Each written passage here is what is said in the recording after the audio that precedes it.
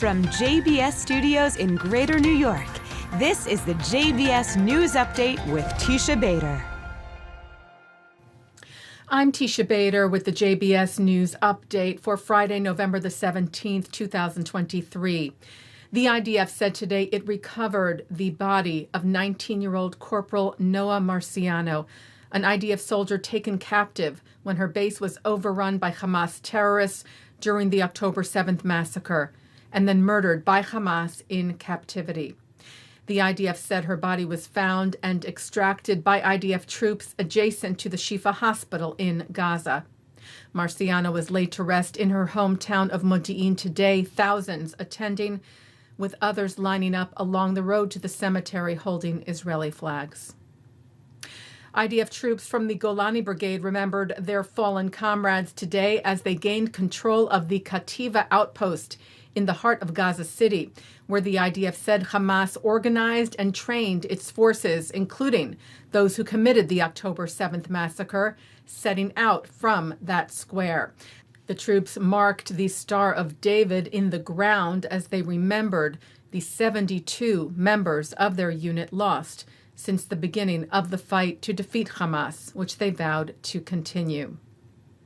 And Israeli troops continued battling and eliminating Hamas terrorists in Gaza today with several directed airstrikes, also conducting operations to locate weapons and terrorist infrastructure.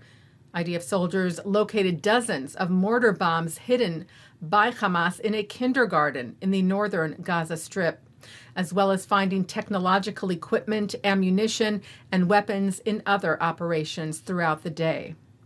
Israeli Prime Minister Benjamin Netanyahu spoke to CBS Evening News anchor Norah O'Donnell on Wednesday about the Gaza operation and was asked if Israel knew where the hostages being held by Hamas in Gaza were. We had strong indications that they were held in the Shifa hospital, which is one of the reasons we entered the hospital. If they were taken out. We have intelligence about the hostages, but again, as to your first question, I think the less I say about it, the better. The Prime Minister also spoke of the concrete evidence that Shifa was being used as a Hamas command center. When asked about any ceasefire in Gaza, Netanyahu said this. I said that we would have a temporary ceasefire only if we have our hostages back, and I haven't changed what I said.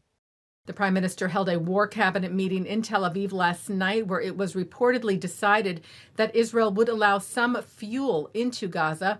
The Times of Israel cited National Security Council Chairman Tzachi Hanegbi, saying this was a special request from the United States to allow 2 trucks of fuel into Gaza each day in order to run its sewage treatment system, which is on the verge of collapse. That, Hanegbi said, would risk the mass spread of disease, affecting both Palestinian civilians in Gaza and the Israeli troops operating there.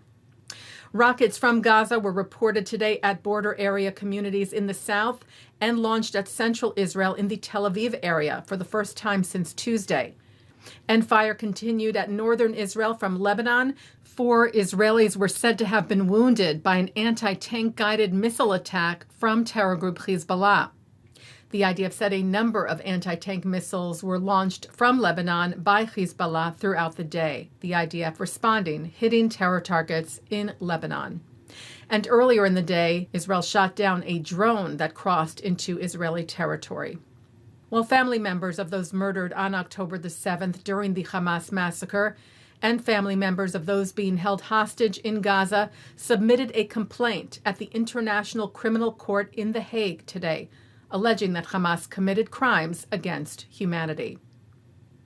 And family members of hostages who set out from Tel Aviv earlier this week arrived in Jerusalem today, where they held a Kabbalat Shabbat, a welcoming of the Sabbath, in front of Israel's Knesset, calling on the government to provide them with information and to act to secure the release of their loved ones.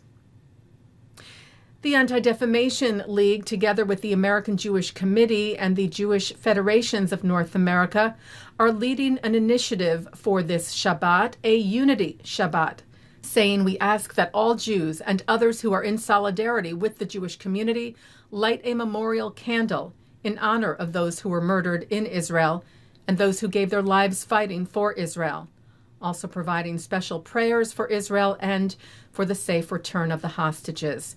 The ADL writing, during this challenging time, we remain stronger together. Am Yisrael Chai. Taking a look now at our programming for tonight on JBS for Friday, November the 17th. Live Shabbat services are coming up at 6 o'clock from New York City's Central Synagogue, followed by Shabbat services from the Hampton Synagogue. At 8:30, it's David Broza in concert at Masada. Then at 10:30, a replay from the Hampton Synagogue, followed by a replay from Central. And coming up next, a look at this week's Torah Portion. And that's the JBS News Update for Friday, November the 17th, 2023. I'm Teisha Bader. Shabbat Shalom. Am Yisrael Chai.